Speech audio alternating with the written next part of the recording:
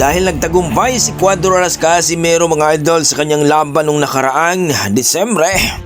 At tila ba mga idol, may panibagong laban na naman si Cuadro-Las Casimero. At ayon sa ating mga boxing fans, grabe si Cuadro-Las Casimero ang blazing niya mga idol. Dahil sa Marso o Abril mga idol, may panibago na naman siyang laban. Dahil dinurog daw niya ang Hapon, ay bibigyan na daw siya ng panibagong laban. At bonus daw mga idol. Nako, may bonus pa si Cuadro-Las Casimero mga idol.